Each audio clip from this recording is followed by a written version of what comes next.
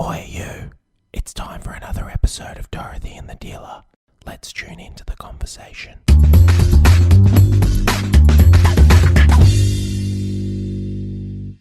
It's good. That sounds very monotone. That doesn't sound great. I'm pretty sound good. Like that exciting. No, I'm well. Things are chugging along. Yeah, lots happening. No complaints. There's a lot of plates spinning at the moment, baby. There is. Which is good. Have you dropped any?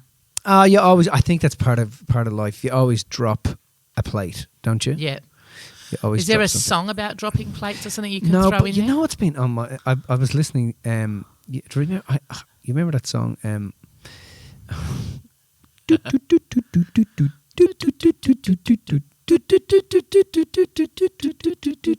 Now that doesn't infiltrate a person's brain, but I just It's definitely an earworm. But I'm just grateful that it's not fucking Dua Lipa. I'm just saying. Dua Lipa, yeah, love her.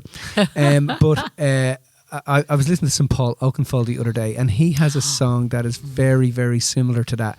And you know, you hear just something that twigs a That tune brings and you it comes back. back into your head. We But used to play that, we used to play that all the time. The big Paul big fan of Paul Oakenfold, and so I've started listening to him again on Spotify, which I just love some of his old stuff. If you know, I just love all that old stuff. It's just awesome. You like all those rave tunes? I do. I love all those rave tunes, and I mean he has a lot of new modern day stuff that I didn't realize. I've heard of, you know, in the 2020s, and I didn't realize that it was him. There you go. I just didn't know don't that hear, either. but there's just so many DJs around at the moment. You just don't hear that much of, you know, there's just because there's so many of them in the mix. You got a maybe. lot of young upcoming DJs, which is, you know.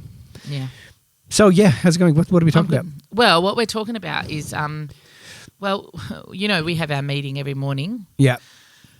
We have a team huddle, which I love. I love the team huddles, and I really feel like the team. We were talking about team just before, but I just really feel like the team have come together beautifully. We've got a really cool, awesome team. You know, we really do.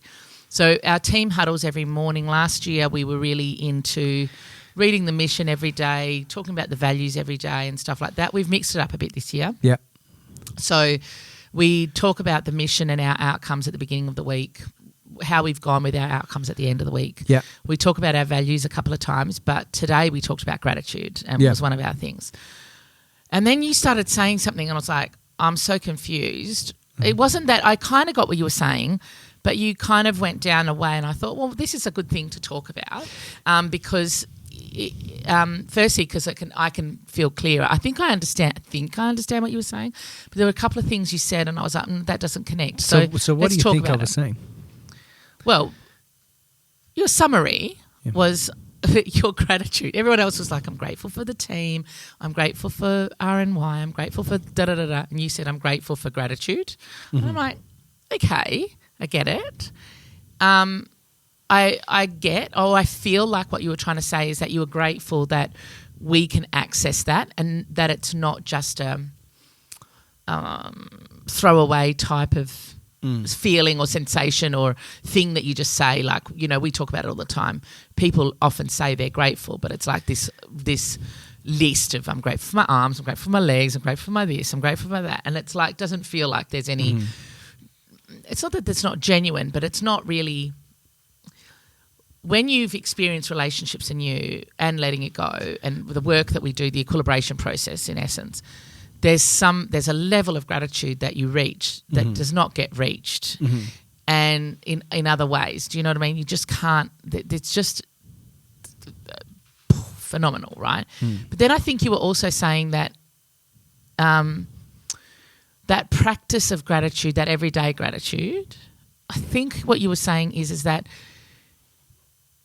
when you're accessing that, you don't feel the same level of gratitude, right? But then over time, that builds up to be able to get. I don't know. That's kind of what I think that what's important is that if you were practicing true gratitude daily, yes, right? Well, you mean true gratitude as in what it is to be grateful, right? What it is to be grateful, and the experience in relationships and you and letting it go wouldn't be as unique as it is. No, of course not. Yeah. So what happens then is people think that, and we all do this, people think that they're being grateful, right? And that gratitude is a very head experience. And your body, your brain and central nervous system is what is broadcasting into the world, but it can't broadcast in halves. It can't just come from the head. It has to have both. It's receiving and emitting. It's electromagnetic. So if you... Electro is a thought going out. Magnetic is a feeling bringing it back. Of what you bring and in. the combination And is, if it's aligned, Yeah. gets you to a point of love and gratitude. Yeah, and then you're in a state of connection with your reality and what you're creating, and it's no longer a miracle to you, it's just a way of life. So then the question is, how do you make gratitude a way of life? Well, I was playing basketball with my little fella the other day. I love that he's got into basketball. Yeah, that's so cute. My nephew's into basketball. He loves it. We'll just go play for hours after work, and I love it. Yeah, he really, really, really is enjoying it, and he's really, really good at it. And he's only 6, and he's really good at it. So, I'm a bit biased, So, but he is very cute. He is very cute. And did you teach him around the world then? Yeah. So I'd said to you, give me a game that I can play with him, and he said, let's. You showed me how to play around the world. So I went in, I pulled in, and I bought him a basketball, and I came home and I gave him this basketball. And the fucking world lit up. Oh, that's so. He was playing with a netball, and obviously the girls played netball. Lexi plays netball 5 days a week, but we came in and we're playing basketball, and as I go to shoot for the hoop, he says, "Oh, miss it." And I stopped and I thought, where does he have to pick that up from? And the only place he can pick that up from is his parents. He can pick it up from other places, but it's most likely he's picked it up from me. So I needed to be able to help him to see it differently.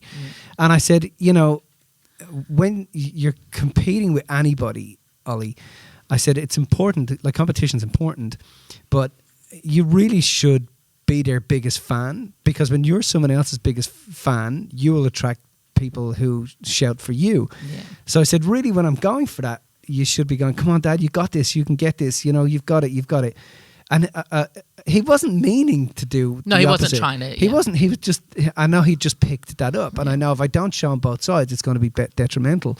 So I said, just like when Lexi's playing netball, I'm shouting for her corner, come on, Lex, you got this, stay on her, and that's another side story, because Lexi has given me grief from the court, gone, Dad, shut up, literally across the court to me in the stand. I'm like, and all the parents have gone, oh my God. I was yelling one time when I was watching her, and I said, could you hear me? She went, yes. Everybody can hear you. But so he then stopped, and as I went to shoot for the hoop, he was like, come on, Dad, you got this. So in that moment, I realized that when a person is, when we're young and we're in that, we're in a pretty balanced state, we're learning about our emotions and everything else, it actually feels uncomfortable, and your body will tell you when you're being resentful, right? It'll tell you you're being resentful. Right, yes. Because you say something negative about someone and you'll know, okay. But if you say it again... Because that energy is there. You're talking about the energy of being resentful there, and that stays within you. Yep, got it. So if you say something negative again, you'll feel it again. But humans have a capacity to adapt to an injury, right? If you keep causing yourself that emotional injury, eventually you'll just adapt to it. And that just becomes who you are. You just get around being resentful, and it feels uncomfortable. Yeah. So, but it's same the other way around. The first time you start being grateful for your life, or counting your blessings and stopping and being grateful for things, the first time you do it, you feel as if, why am I doing this? Why am I saying this? Because if you're not grateful, you're resentful. Because you're being resentful, it goes against the cog of, goes against the grain. Yeah. So, but the first time you do it, it doesn't feel as if it fruits anything. So it feels a bit inauthentic. Yeah, and then you do it again, it's going to feel inauthentic. And it's going to keep feeling inauthentic until suddenly you start to realize that life is starting to feed back to you more experiences that are like the payoff for the effort that you've put in to be more grateful. And then what becomes a natural way of life is just being grateful. Does that make sense? And now you're starting to realize that either way, if you choose to be resentful throughout your life or grateful throughout your life, well, either way, it's not easy at the beginning. But eventually, over time... It takes energy for both. Eventually, over time, it has a payoff. And, as we say all of the time, the signature that something has occurred for you, or a miracle has occurred in your life, or you've achieved something, is gratitude. So therefore, you're best to lean towards gratitude You know, and in actual fact, the uncomfortableness is not the center point, is not the equanimity. The uncomfortableness is how far you have to go out of your way to do it for the first time, and then the second time, and then the more you keep doing it, practice does make permanent. It just becomes a permanent way of life. So can you? And then that has rewards for itself, you know. Can you give me a real life example of that, like in what you mean? Well, because I get it. I think I get it. But in those moments when if you're not feeling it, they're the times that we say it might be inauthentic. Not inauthentic. I mean, I'm not saying that you're lying to yourself necessarily, but it's not that true expression of gratitude, which, like you said, you access that at certain points, right? But in your day-to-day, you know, you're thinking about your day and stuff like that, and even if you're journaling and stuff like that, how do you go from maybe being in that state where it's not inauthentic but it's not felt in the same way?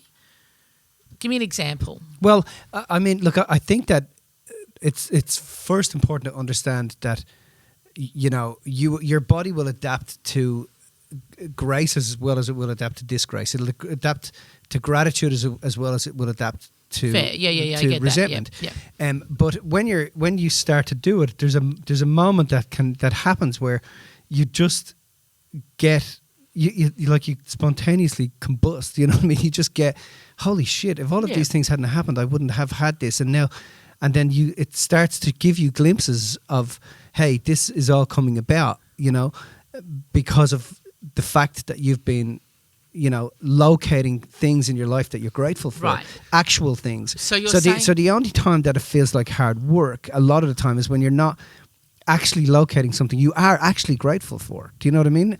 And it starts with going, oh yeah, you know, it may have to start with, I'm grateful for the sun, or I'm grateful for my home, or I'm grateful for my kids. But, you know, and then as things start to occur, spontaneously going, oh fuck, I'm really grateful that happened. Oh my God, I'm really grateful that I was able to go, you know, use my card to be able to go and buy something for myself because I've been putting money aside for this or whatever. It starts to create more of that in your life. But the difficulty... You're talking about that snowball effect of how it eventually comes together. And it eventually, actually, even though it starts by feeling maybe like you're just clutching at straws... Yeah. To begin with, because you're so used and your whole energy is used to that resentment mode, say, for example. To switch to the other side takes energy, it takes focus, it takes a lot. You're exercising that part of yourself. Yep. The first time I've just started doing this form of training called Tabata training, which is 50 seconds, 20 seconds, 50 seconds, 10 seconds, 50 seconds, 10 seconds, rest over 4 minutes. And, you know, as much as I work out as often as I can, when you're doing this, you're blowing yourself up. It's a great finisher.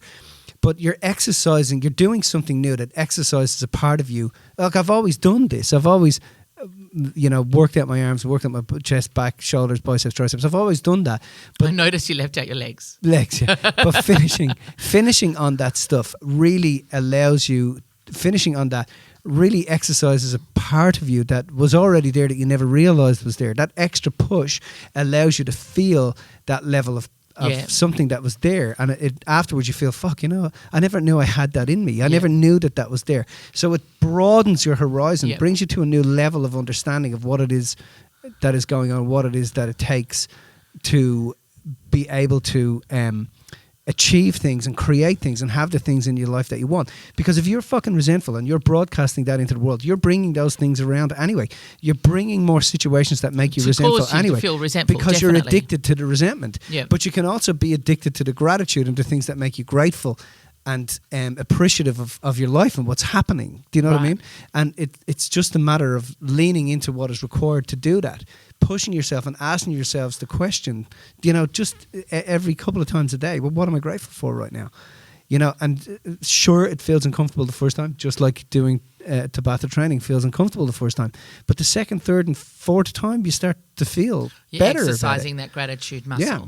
So, again, then...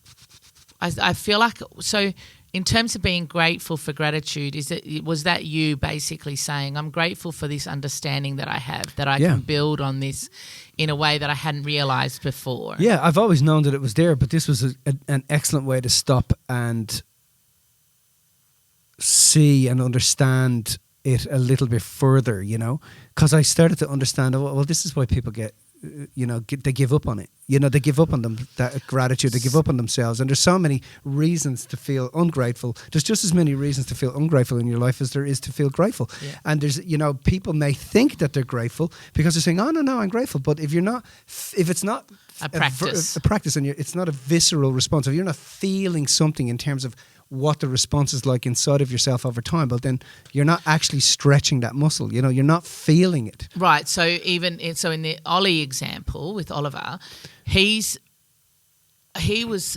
I could have taught him to continue, being resentful if somebody doesn't score, or if wanting people to miss. Well, it's not even teaching. It's more of a. It's more of like letting it go or playing that game where it's like, no, I'm going to beat it. I'm going to beat you type thing, right? You could have played the game. But realistically, all he was doing, he wasn't conscious about what he was saying, in the sense that after this moment you helped to show him and help him to be conscious of what he could be saying, right? Yeah. He was just doing it because it was something innate in him that he picked up. So he wasn't just going out of his way to be mean or anything. He was just saying something that he knew to say in a situation like that.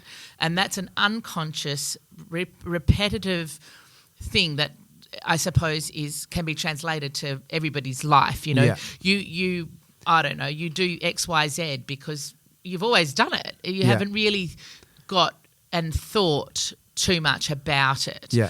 So then when either someone outside of you, in Oliver's case with your dad, when someone outside of you points that out and you can be conscious of the opposite and be conscious of what else is potential in that space, or whether you can do that for yourself and interrupt that thought pattern and go, why am I even doing this or saying this or behaving this way? Right.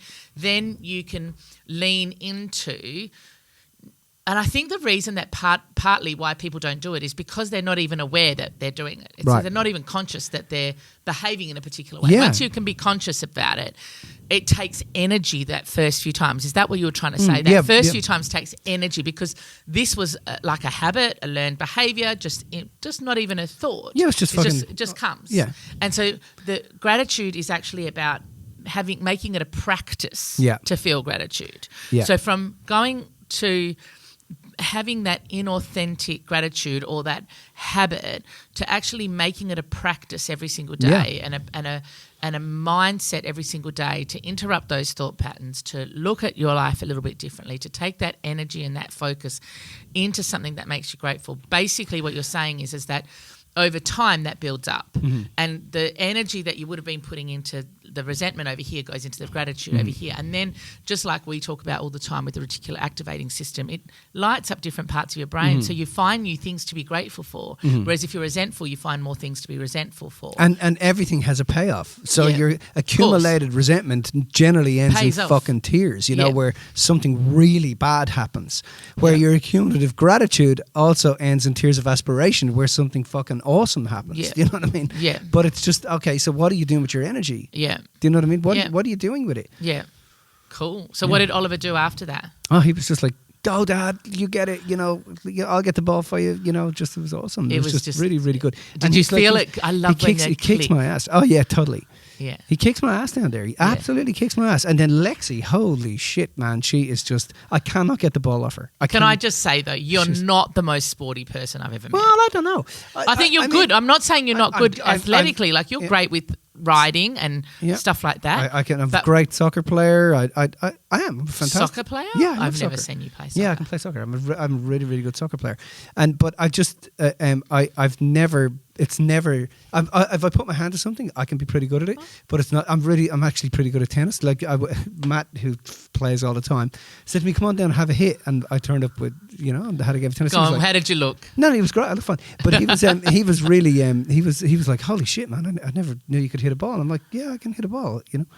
People just think I'm not athletic because I don't do it all the time. I'm always working. But I do.